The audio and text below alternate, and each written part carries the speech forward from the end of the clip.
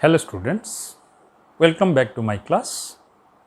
Today we are going to continue with American poet Walt Whitman's poem The Passage to India. So The Passage to India, already we have discussed, is a poem of great celebration.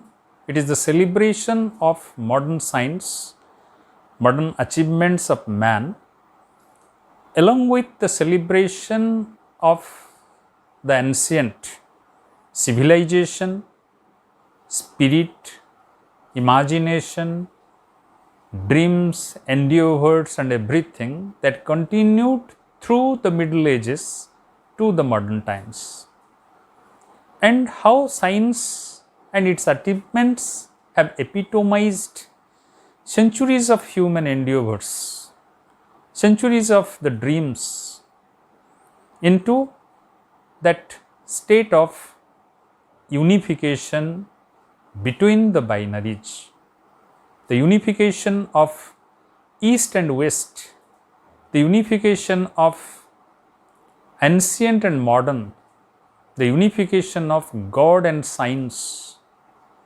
so on and so forth. And Whitman is celebrating the science, and he is also celebrating the ancient spirit to inspire human mind, human spirit to this contemporary achievement. And he also celebrates all those great explorers, poets who had dreamt, who had struggled to chart new courses of human achievements.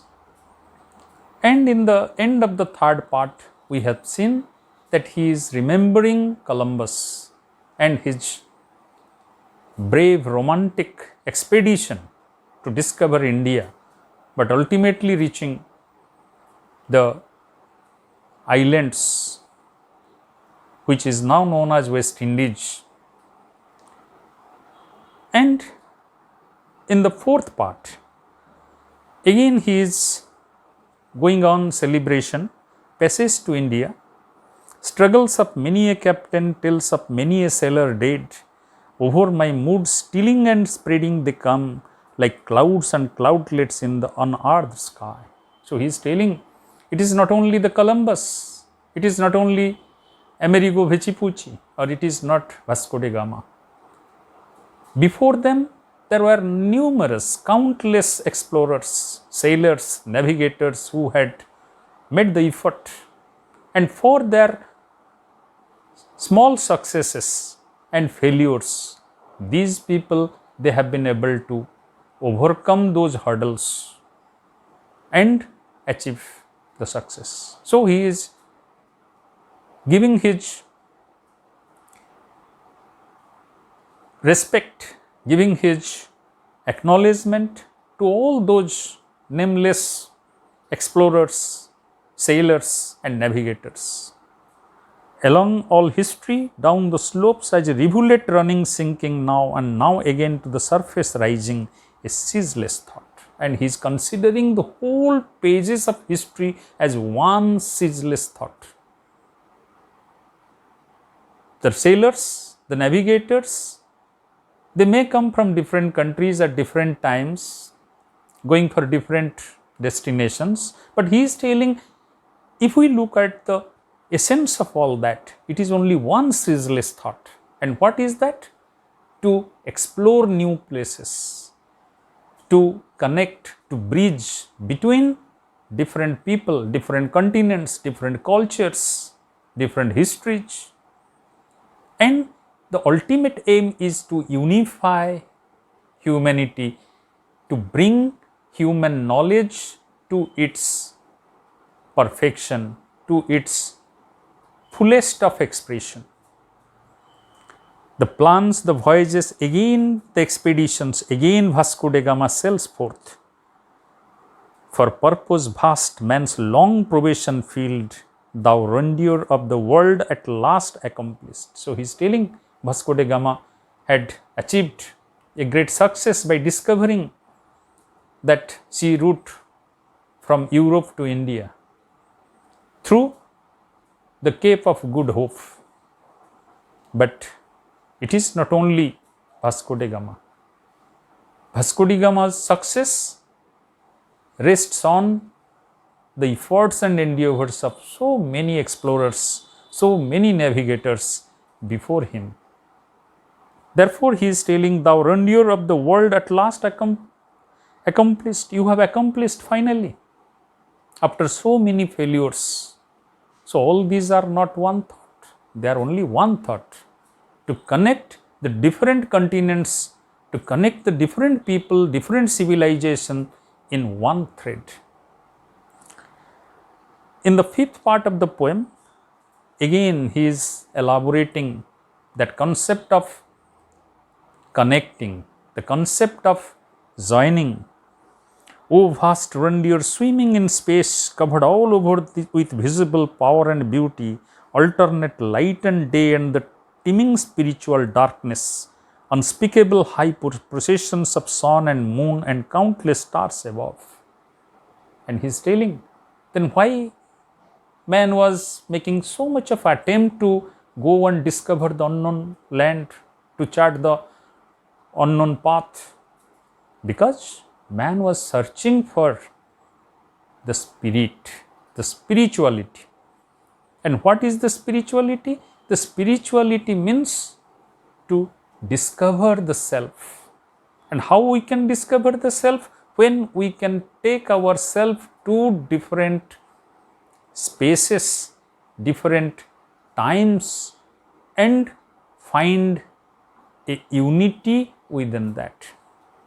So, he is telling, down from the gardens of Asia, descending, radiating, Adam and Eve appeared, then their myriad progeny after them, wandering, yearning, curious, with restless explorations. So, he is telling Adam and Eve, but he is not talking about the biblical Adam and Eve, nor he is talking about those mythical characters, but he is talking about the Adam and Eve means those part of the humanity in Asia, in India, who brought the spirit of civilization, the concept of spirituality to this world.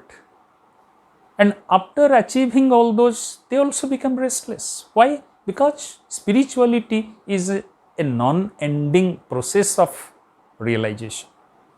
So, their progeny, wandering, yearning, curious, with restless explorations, they also explored, they also migrated, they also went to different parts of the world to spread their spirituality, but at the same time to bring more and more experiences of life to make the spirituality rich. With questioning, baffled, formless favorites, with never happy hearts. So, there is always questions, there was always confusion, formless favorites with never happy hearts. They were not satisfied, they wanted to know more. With that said incessant refrain, wherefore unsatisfied soul? So, why the soul is unsatisfied? And whither, O mocking life? That why we mock life? The daily life which we experience, why we mock it? Why we want to leave it? And how can we make our souls happy and permanent? So, they were searching for that. So, that was the spiritual light that was given by Asia, by India. Who shall shoot the favorite children? Who justify these restless explorations? Who speak to the secret of impassive earth? Who blind it to us? What is the separate nature so unnatural? So, there are so many questions, because the question is the beginning of realizing. The question is the beginning of knowledge. Even Socrates said, through question we can create knowledge, we can reach at the knowledge. So, these people, in search of their spiritual self, they questioned themselves, and by questioning they explored, they moved forward, they experienced the life in different forms, and to bring the ultimate answer that how man can be happy, how man can be full of joy, full of peace. Yet soul be sure the first intent remains and shall be carried out, perhaps even now the time has arrived. And he is telling in this way, the soul is always restless. The soul searches for the truth. The soul searches for all the answers to be answered regarding every aspect of life.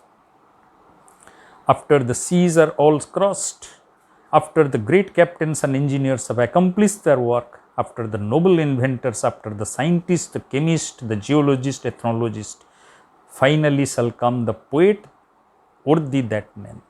He is telling that through different aspects of our knowledge, whether it is navigation, astronomy, science, chemistry, geology, ethnology, we explored different aspects of our living experiences. But we have to unite them to find the ultimate answer to our queries. And who will provide that? Ultimately, a poet will arrive, a worthy poet, a great poet will come and who will unite all this different knowledge. Because literature, you know, literature is the storehouse of all knowledges. It is the reflection of all experiences of life. So he is telling a worthy poet will come, the true Son of God shall come singing his songs. So Whitman is celebrating poetry and poet as the ultimate aim of creation. The poet as the worthy Son of the God. Then not your deeds only, O voyagers, O scientists and inventors, shall be justified. All these hearts as fretted children shall be soothed. So a poet can only justify all the endeavors, all the inquiries, all the achievements of the explorers, the scientists, and everyone. All affections shall be fully responded to. The secrets shall be told. All these separations and gaps shall be taken up and hooked and linked together. A poet can only join together. A poet can only blend perfectly all experiences, all diversified knowledges and experiences to bring the affection. Affection means love for life. When we will have the affection?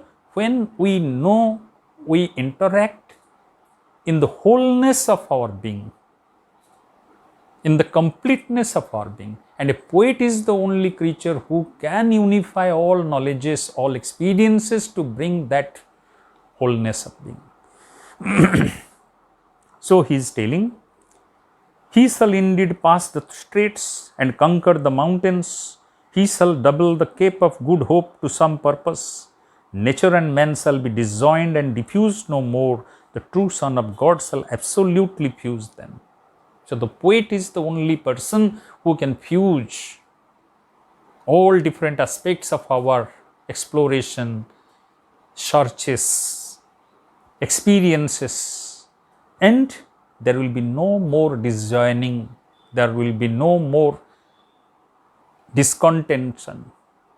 So a poet will arrive to sing. That means it is Whitman. Whitman is trying to project his inner soul as the soul of the God, the soul of the Creator, who is trying to blend all the binaries, all the different aspects of life together. In part 6, he is going back to that concept of unification or the marriage. It is the ultimate marriage of all these different aspects of life, the different binaries that already I have discussed.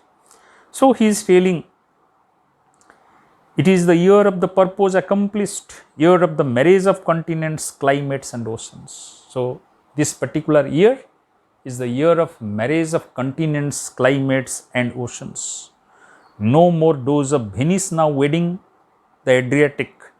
I see, O year, in you the vast terraqueous globe given and giving all. Europe to Asia, Africa joined and they to the new world. The land's geography is dancing before you, holding a festival garland. So he's telling now, as the poet, as the visionary, I can see, I can have the vision. What is this vision? All these different continents, Africa, Asia, Europe, being unified, and now they are unified with the new world. New world means America. So all these are now unified. Why? Because of the Suez Canal, because of the transcontinental railway line in America, and because of the new achievements of science in laying the telegraph wire through the Atlantic Ocean. So everything, all these different continents, all these different civilizations, they have now been married, they have now been joined and fused. Passage to India.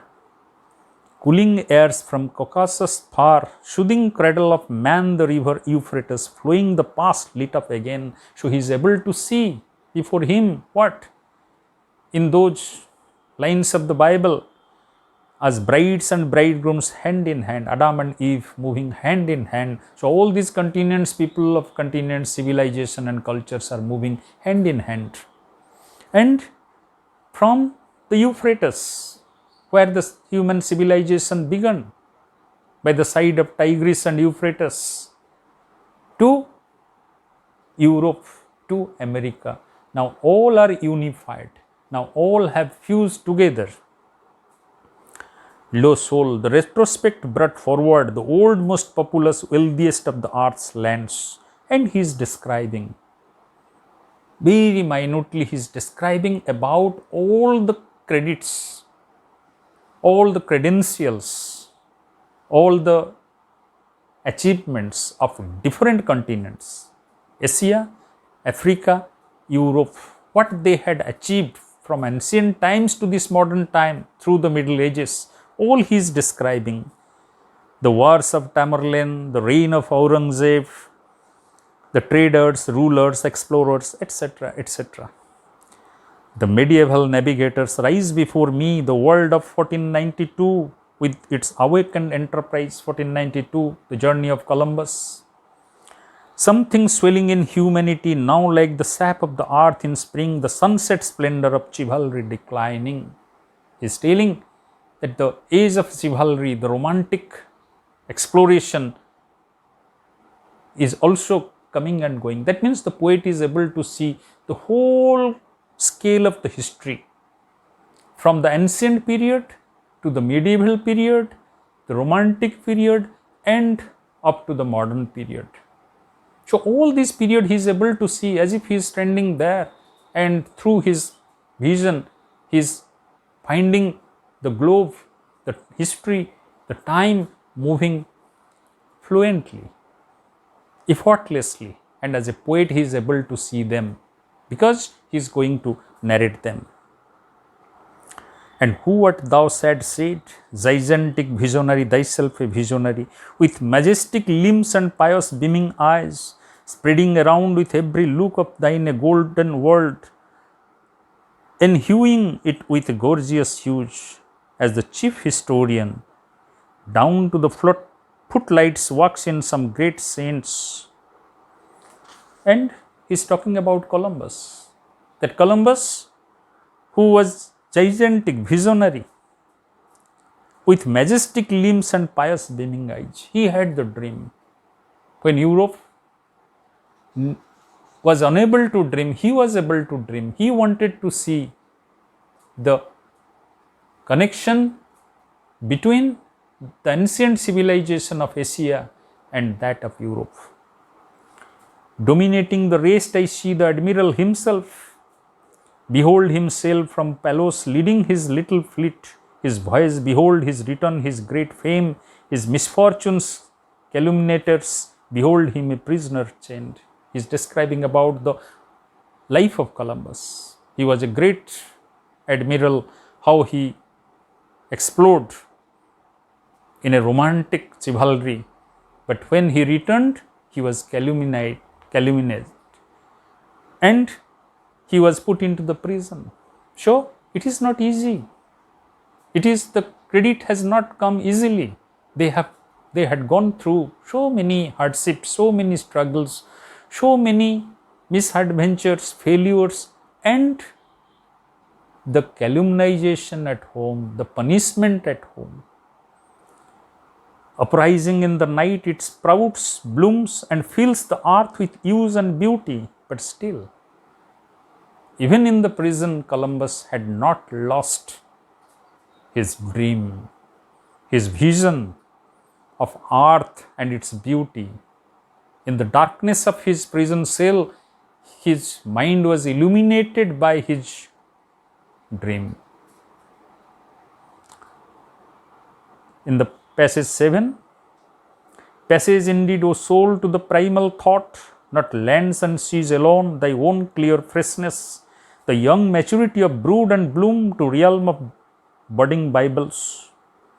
And in the seventh part, in the part 7 of this poem, he is talking about the primal thought.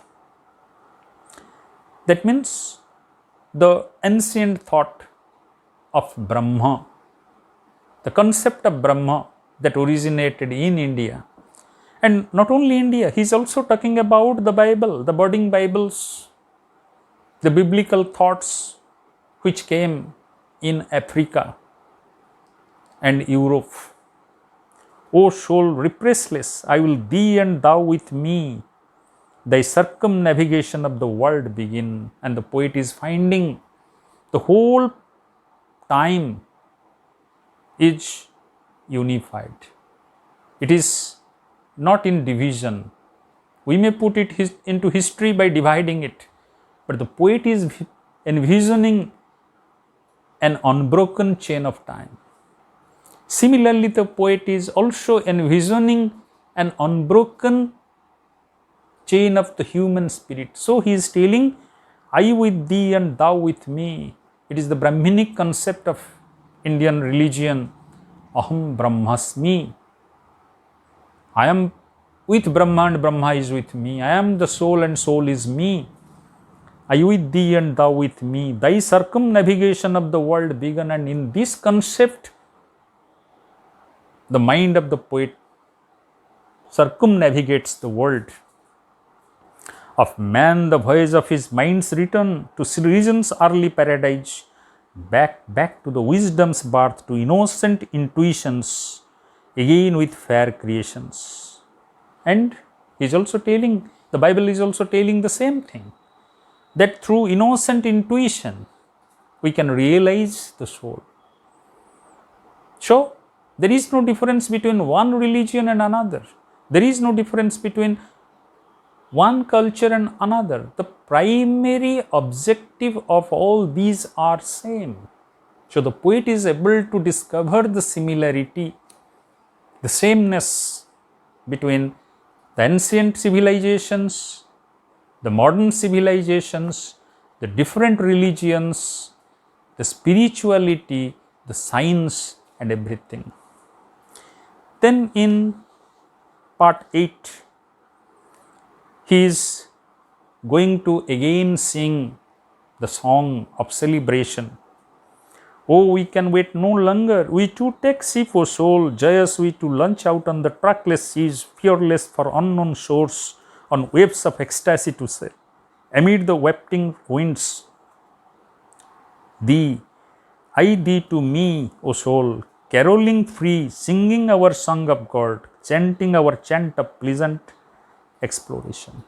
So he is telling, as a poet, I exhort all of you, I exhort the whole mankind, let us move on, move on, move on. No rest, no break.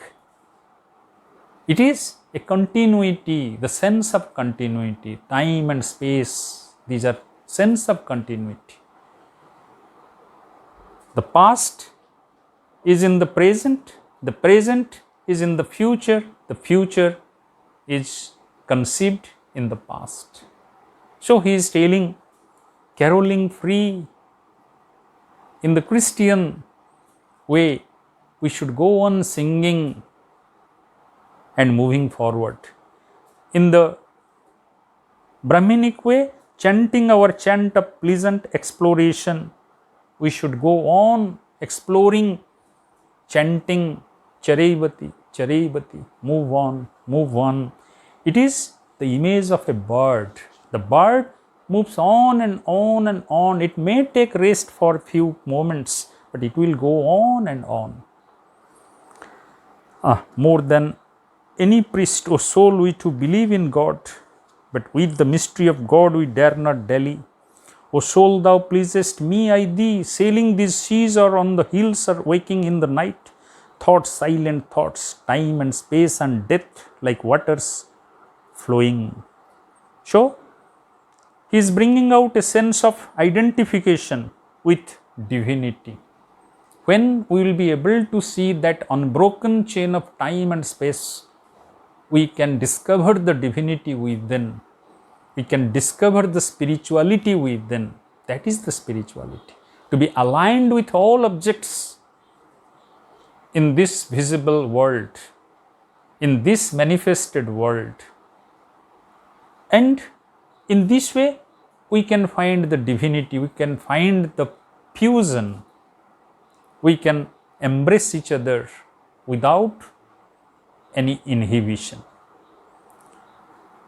Bathe me, O God, in thee, mounting to thee, I and my soul to range in range of thee. So he is praying, he is exhorting the God, oh, you bathe me in your spirit and you take me into your range of thoughts, your range of ideas.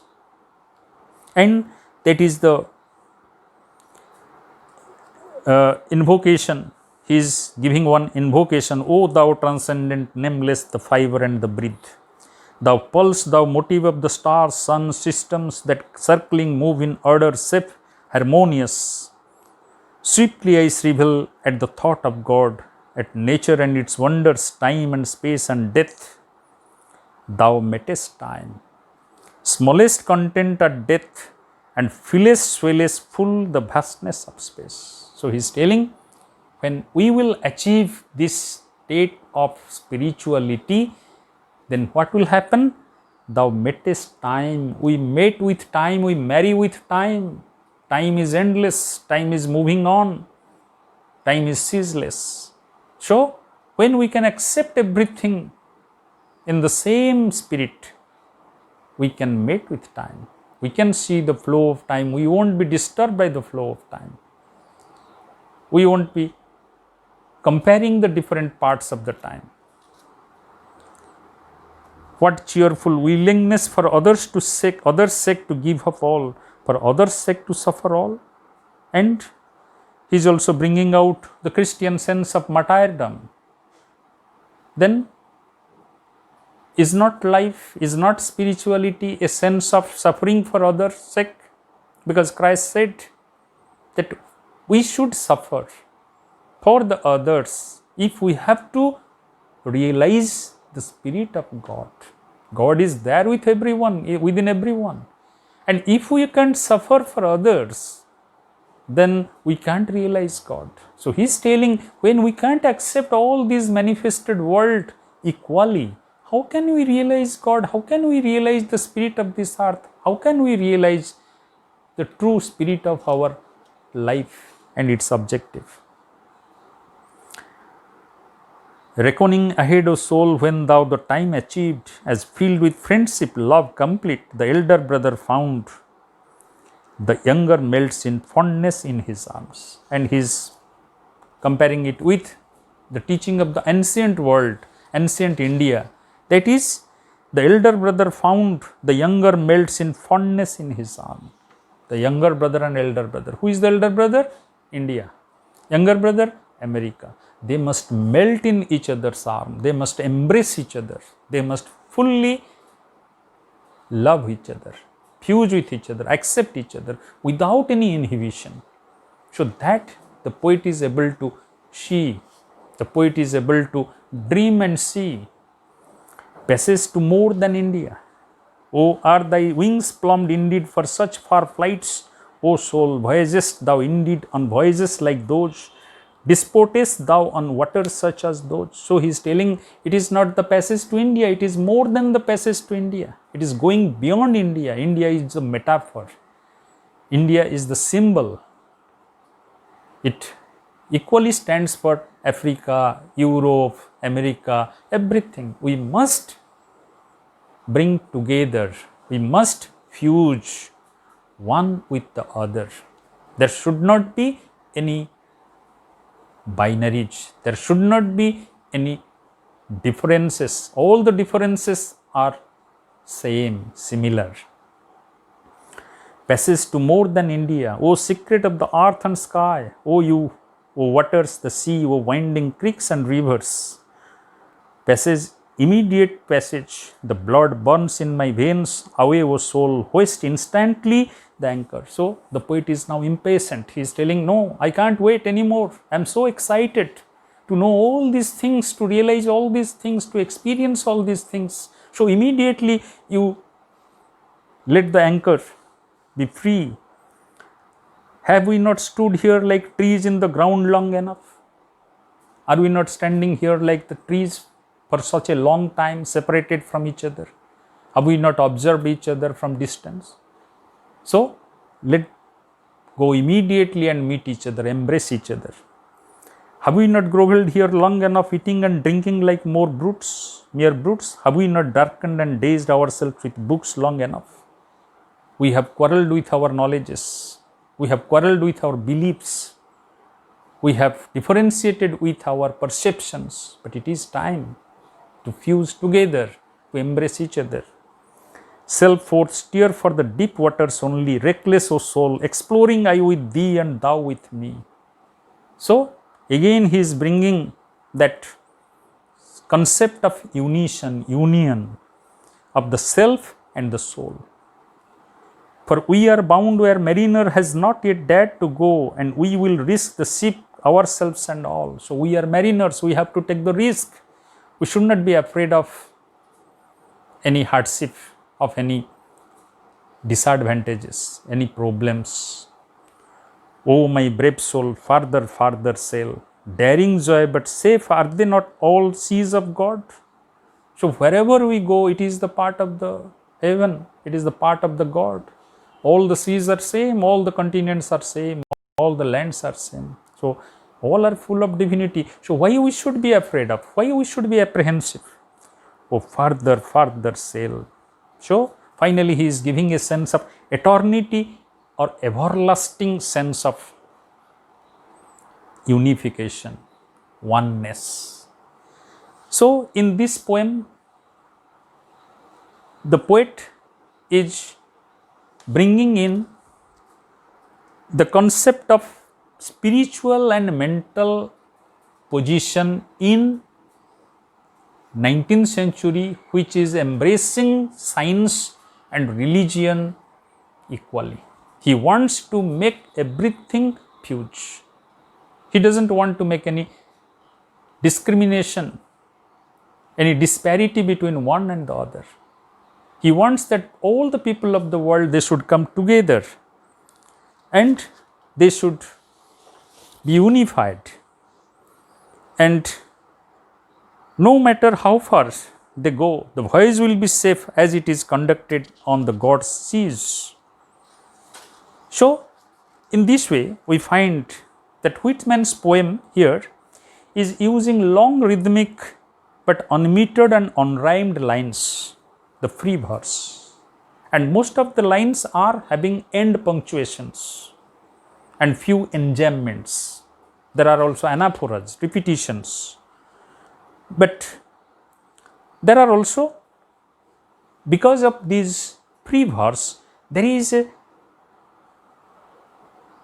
romantic intensity, there is an intensity which is unprecedented.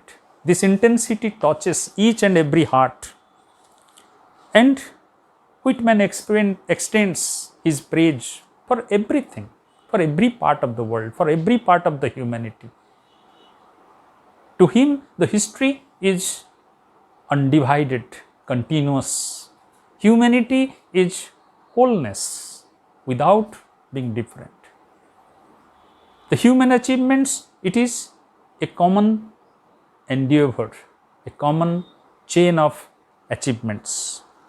So, in this way, Whitman's poem links ancient religion and modern technology, God and engineering, and in doing so, he encourages us to look at a bright future for humanity. And he is very hopeful that such a time will come when mankind will be so happy, mankind will be so enriched, not by material achievements, not by achievements of mere knowledge, but by the true feelings of the heart, true spirituality. We have also similar type of poems like Sea Fever by John Masefield and Song of the Open Road by Walt Whitman, which are also exhibiting such type of world spirit, universal spirit. So from this poem, questions can be asked like Whitman's concept of humanity as presented in the Passage to India, or analyze the Passage to India from the metaphor of India as depicted by Whitman. Or it can be also questioned what sort of religion, what sort of spirituality, what sort of celebration Whitman is presenting through the poem. So I hope that you people will be happy with my endeavor, and you will be able to find your answers. Thank you.